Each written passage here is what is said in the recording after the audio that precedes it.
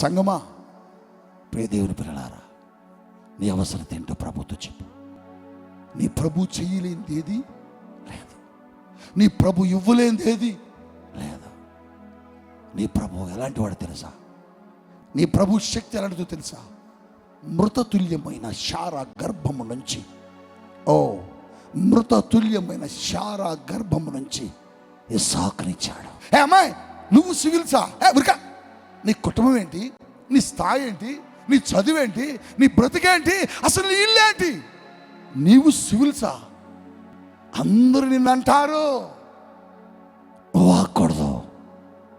నువ్వెవరిని బట్టి ధైర్యం పొందుకోవాలంటే దేవుణ్ణి బట్టి ధైర్యం పొందుకోవాలి.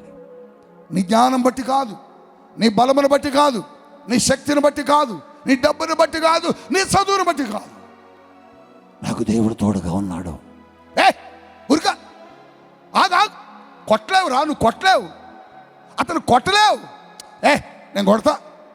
కొట్టలేవురా, నేను కొడతా. కొట్టలేవు, ఆగా, నేను కొడతా. ఎవరు ఎవరు? గొలియాతుని. ఎవరు? దావీదు. నువ్వు కొట్టలేవు, వాడిని జయించలేవు అని అందరూ అంటుంటే దావీదు అంటున్నాడు, ఊరుకోండిరా, వాడు నిన్ను కొడతా. దేవునికి స్తోత్రం. ఎలా కొడతావు? ఎలా కొడతావంటే, వారు పిచ్చివాళ్ళేరా, నేను కాదరా, యుద్ధము యుద్ధము యెహోవాదే. గట్టిగా చప్పట్లు కొట్టండి. నేను సీన్లో అట్ట కనబడతాను అంతేరా, కానీ సీన్లోకి ఎంటర్ అయ్యేది ఎవరు చెప్పండి? ఎవరు? దావీదు అంటున్నాడు. దావీదు తన బలమును బట్టి కాదు, దేవుని బలమును బట్టి కొట్టగలిగాడు. దావీదు తన బలమును బట్టి ఆధారం చేసుకుని అద్భుతం చేయలేదు, దేవుని బలమును బట్టి కదిలాడు. దేవునికి అసాధ్యమైంది ఏది లేదు. నీ దేవుడు శక్తిమంతుడు. నీ దేవుడు ఏదని చేస్తాడు నీకోసం. నీ దేవుడు నీ కొరకు ఏది చేయడానికైనా సమర్థుడు, సమర్థుడు, సమర్థుడు. దేవునికి అసాధ్యమైనది ఏది లేదు. చెప్పండి, దేవునికి అసాధ్యమైనది ఏది? ఆయన ఏదని చేస్తాడు. నువ్వు అడగాలి. ఈ ఆరాధనలు నువ్వు అడుగు. నీ సమస్య ఏంటో చెప్పు.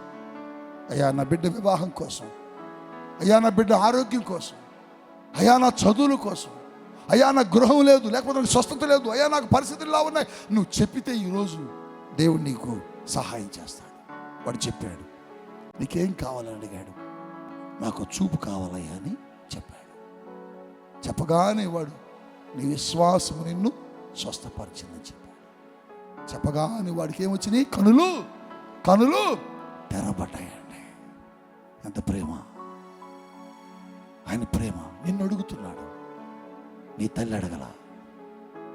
25 సంవత్సరాలు నీ సేవకు వచ్చి చిరిగిపోయిన బట్టలు కట్టుకొని రోడ్ల మీద నిలబడిన రోజులున్నాయి, కానీ మనుషుని అడగలేదు, దేవుణ్ణి అడిగాం.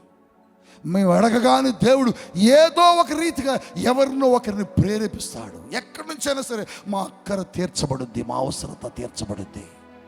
కారణం, మేము కలిగి ఉన్న దేవుడు మా అక్కర్లన్నీ తీర్చే దేవుడు.